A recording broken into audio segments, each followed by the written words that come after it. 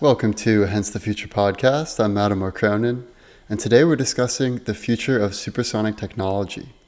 That means we'll get into how supersonic air travel, supersonic automobiles, and of course supersonic missiles and weaponry are evolving now and in the future. And let's start with a big announcement, which is the reason we're addressing this topic right now, and that is that Boom Supersonic, an American company, is set to unveil the first supersonic airliner in over 50 years. They're unveiling this new model on October 2020, and this is a really big deal. And the reason it's a big deal is because progress has really stalled with air travel since the 747 aircraft in the 1970s. And in fact, flight time has actually gotten longer. So for instance, it used to take a flight from New York to Houston 2 hours and 37 minutes. Now it takes 3 hours and 50 minutes. And part of that is because airline companies optimize for cost savings and fuel efficiency. But another big part of it is just lack of innovation. A lot of these airlines have really taken the more safe bet, like Airbus and Boeing have really just done small, slight iterations and really cosmetic tweaks on airplanes since the 747, rather than really re-engineer and reimagine what an airline could be.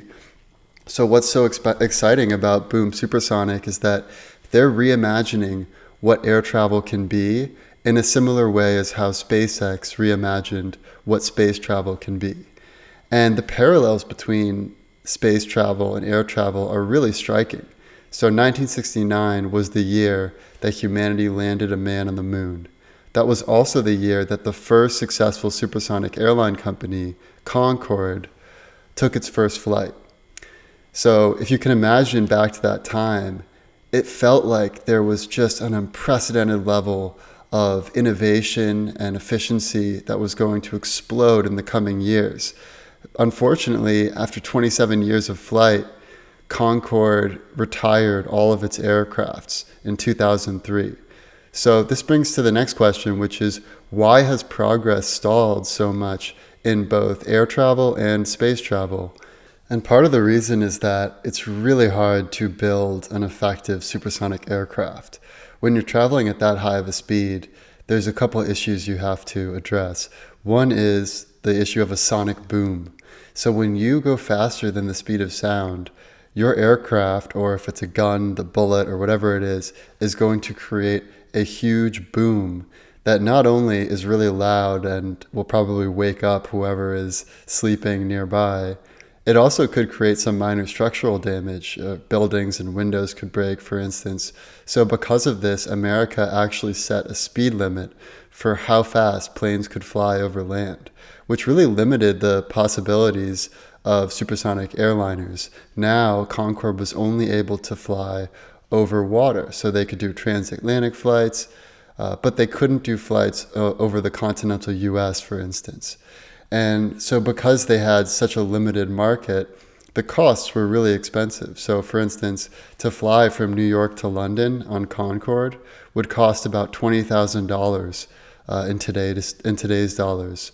Another reason that Concorde ended operations is because there was a highly publicized crash of Air France Flight 4590 in which all passengers on board died. And it wasn't really the result of an engineering mistake for the supersonic aircraft. It was more because the aircraft hit debris as it was taking off, which resulted in the crash. But even still, that highly publicized crash, combined with just how expensive supersonic travel was at the time, was enough to sway public opinion away from supersonic technology. And that's why, since 2003, there have been no operational supersonic airlines. That's about to change. We are about to see a massive era of progress in air travel, just like we're seeing that with space travel with SpaceX. So let's talk a little bit about some of the innovations that are happening now with Boom Supersonic and what we can expect in the future. When we think about the innovations that have occurred since 2003, many of the innovations have been in the computer space and computer simulations and modeling and graphics, and that have really allowed the Boom Supersonics team to create dramatically better aerodynamics, because they can try out a bunch of different models for how to structure the aircraft and then simulate how well those models will fly through air. And then once they're ready, only then would they use a wind tunnel to actually test if what they see in real life is the same as what they see in the computer model. There have also been a lot of progress made in the material science space. So now we have carbon fiber composites, which are lighter and stronger than any sort of metal alloys we used in the past. It also makes them indetectable by most traditional radar systems. And this has been a big boon for supersonic air travel. Another bit of progress has been the ability to build better jet engines. So we now know how to build more fuel-efficient jet engines, also quieter jet engines, so you don't have that same problem of the supersonic boom. They've found ways to make it a thump instead of a boom. And another tactic they use is actually directing the supersonic boom up towards the stratosphere rather than down towards where there's people and homes, maybe sleeping.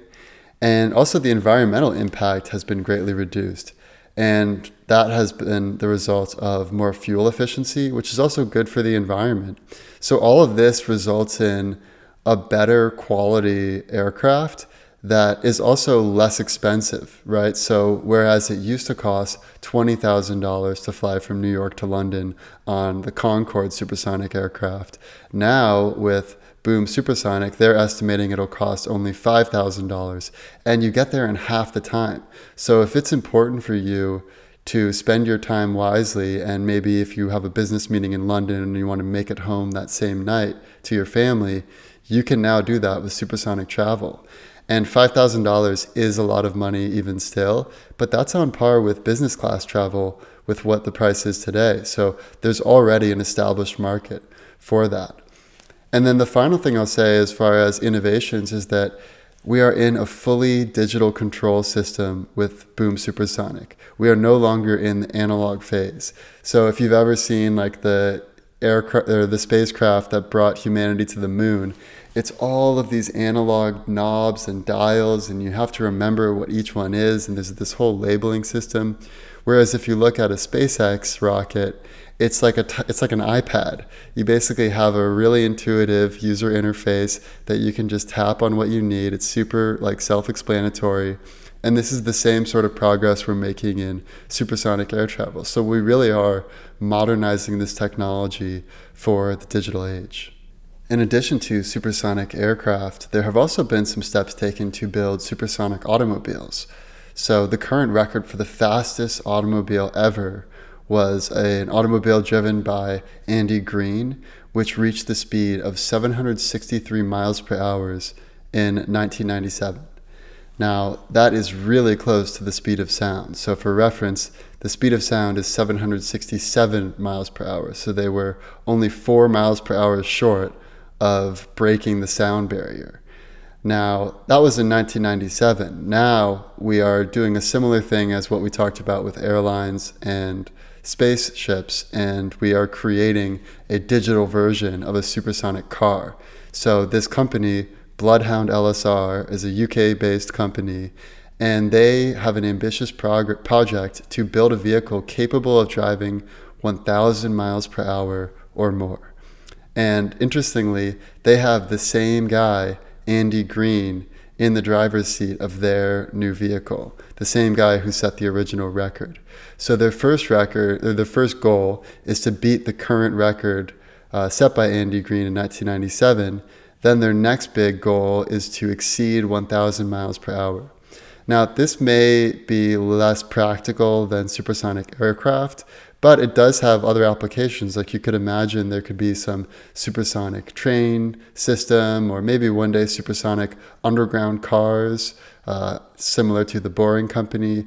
So it's really exciting to see that we're making progress in so many areas when there's been stagnation for so long in these areas. Now let's talk about perhaps the most interesting aspect of supersonic technology, which is supersonic weapons and missiles.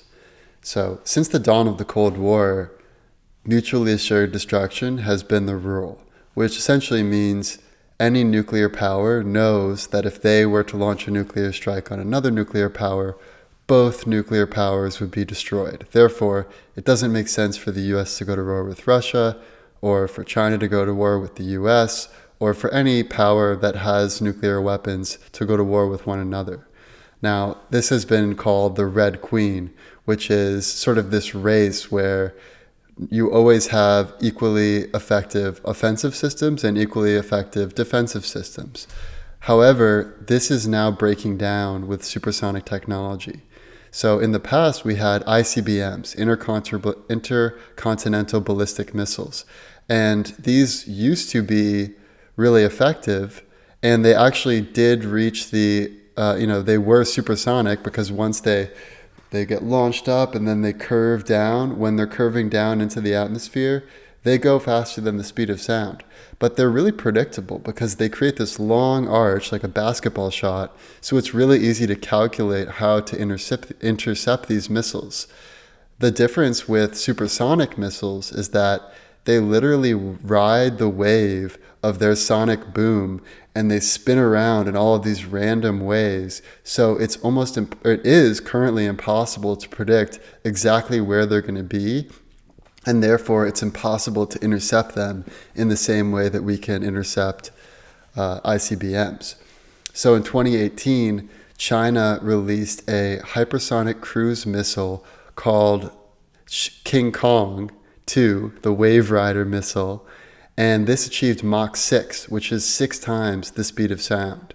So this King Kong Wave Rider hypersonic cruise missile is able to bob and weave through the atmosphere, surfing on its own shock waves. And this maneuverability is able to break through any current generation anti-missile defense system, including that of the US. And China has referred to this as a, quote, assassin's mace, which is a folklore term for a weapon that gives an advantage against a better armed foe. Now, Russia has also introduced hypersonic missiles, although they are much more secretive about their programs, so it's hard to know exactly how far along they are and how much they're just sort of, beating their chest and trying to seem like, they've really made some big advancements. But it's clear China has made some incredible advancements. For instance, China has even published a lot of its research to show how prestigious it is in the supersonic technology space and to really establish themselves as an innovator in the field. So whereas it used to be the case that China would steal a lot of America's military tech and copy it, now they seem to be the ones innovating in the supersonic technology space. So for instance, they just published a paper showing that rather than tracking the actual spacecraft on a radar, which is really difficult now since they're made of carbon fiber and they're hard to detect, you could actually track them based on the plume of ionized gas or plasma that's left as a trail from the hypersonic vehicle.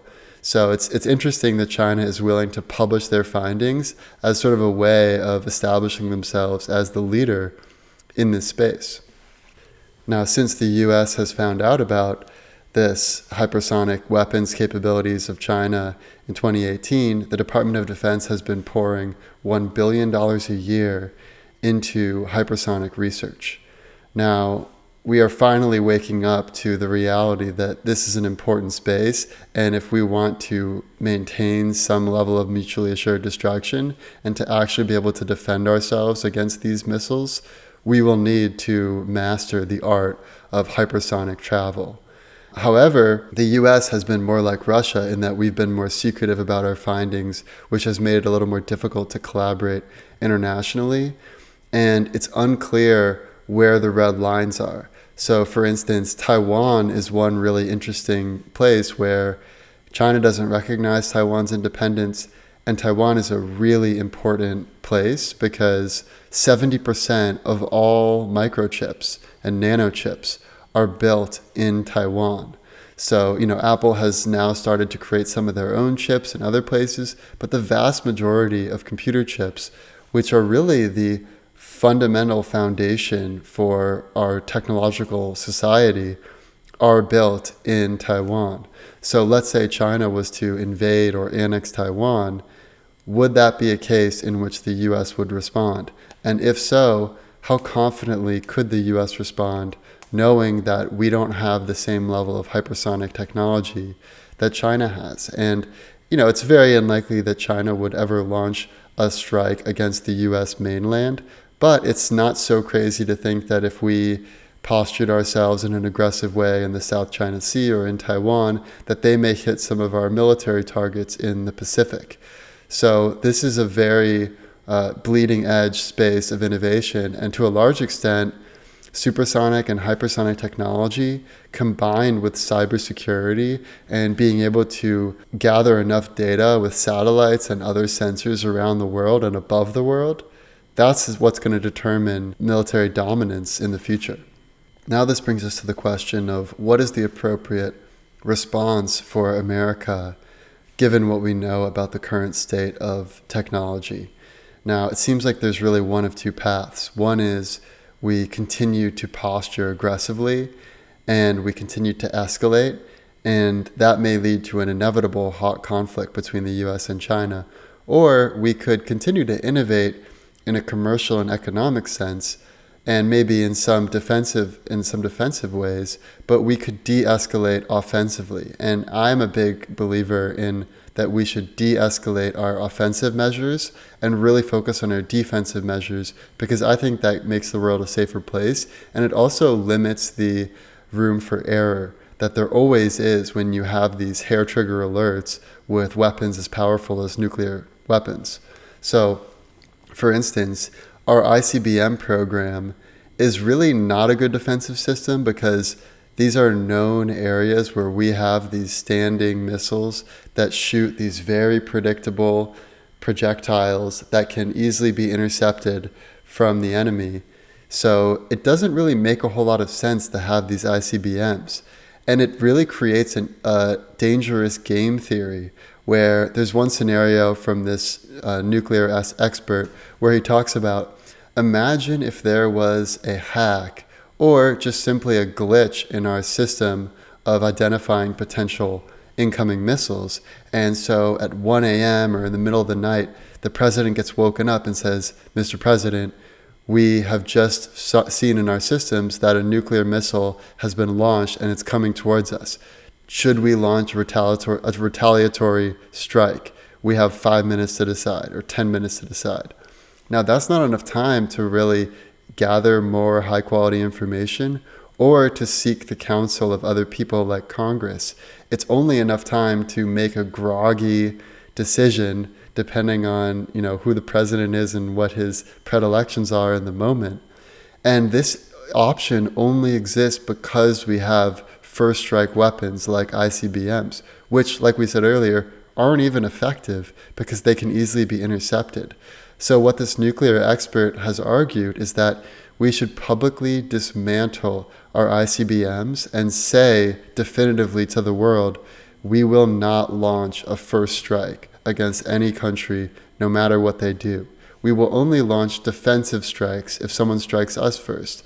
And this actually is a really effective strategy because then there's less room for error, there's less room for a cyber hack or for a glitch in the system, and we can still defend ourselves because you can use aircraft and submarines to deliver nuclear weapons, and aircraft and submarines are always moving around, so they're not known targets, and we can have many of them. So that's a much safer way for us to posture our defenses while continuing to innovate in other defensive measures. And I think really it's super unlikely that any major world power would launch a nuclear strike against another world power knowingly.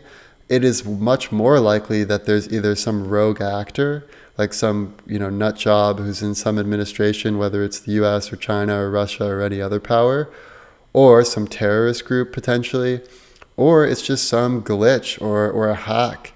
So I think we really need to minimize those possibilities while, of course, preparing our defenses as much as possible.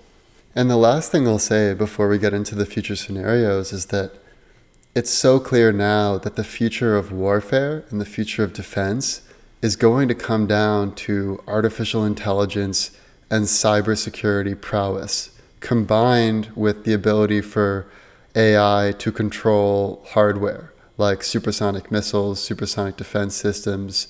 I think it's time that we really reassess what's important to us and we de-escalate our offensive forces while really modernizing our defensive forces and our ability to know what's going on in all areas and respond effectively. Now let's take a quick break and then get into our future scenarios. Now let's talk about the worst case scenario. Worst case scenario. The worst case scenario in my mind is autonomous hypersonic weapons. This is a nightmare scenario for a few reasons. One is that it lends itself to a computer glitch, a hack, or a runaway AI scenario where you have these autonomous hypersonic missiles that no one is able to defend against that could potentially wreak havoc. And, a glitch is something that's pretty innocuous. Maybe there's some bug in the software that could happen. It could also be hacked. All of these systems are hackable if you know enough about how they're built. And also runaway AI is something that Elon Musk and Nick Bostrom and a lot of other people have talked about. And for that reason, it is crucial that we do not develop autonomous weapons that potentially could become super intelligent. Another bad scenario, but maybe not as nightmarish as the runaway AI autonomous hypersonic missile scenario, is a scenario in which China continues to outpace the US and that the US's military hegemony recedes and China becomes the de facto world power. And, the people of China, I think, are very respectable, especially Hong Kongers and how they've fought for their democracy. But the Chinese Communist Party has been so oppressive. And just recently, Hong Kongers who hold up a blank piece of paper in a TikTok video or anywhere else have been being put in jail just for holding up a blank piece of paper, which is their way of saying, I'm not allowed to say what I actually think. So the notion of having a world under the dominance of China is absolutely terrifying to me. And I think also if you have less people able to travel to other places in the world, then you're going to have people who have less of a global mentality. And it'll be easier for nationalism to rise and for fear of other to rise. So for that reason, I think it's really important that we have cheap, quick, effective and efficient air travel between different countries and that people actually go and travel to those other countries to see what they're like. Warren Buffett famously did not invest in the airlines even after their stock plummeted after COVID because they're so saddled with debt and they've gone so long without innovating that they're really not great companies to invest in. It's like their best days are behind them. So my hope is that with Boom, Supersonic, and other companies, we will now create a real foundation for progress in the years to come. Let's talk about the best case scenario.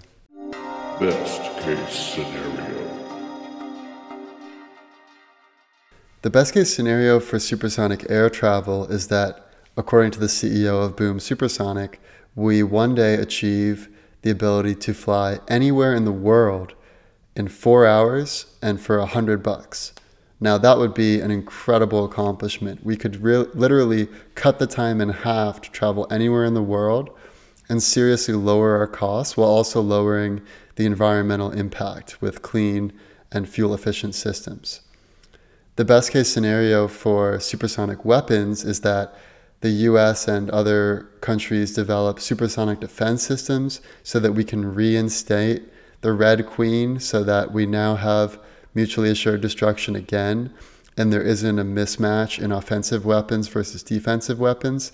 Now, it's unclear if we will ever truly get back to that match because offensive weapons have just gotten so much more devastating and effective than defensive weapons. But in the best case scenario, we reinstate that mutually assured destruction.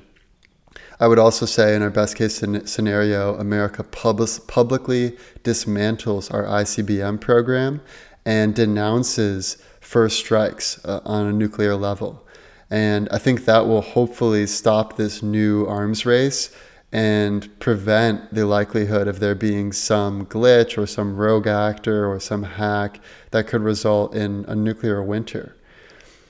I would also say that in the best case, we continue to innovate and we create a foundation for real technological progress here in America, and we stop sort of resting on our laurels and we start to have a more dynamic entrepreneurial mindset. So there are more companies like Boom, Supersonic, and SpaceX that are innovating in these areas. Now let's talk about the most likely scenario. Most likely scenario.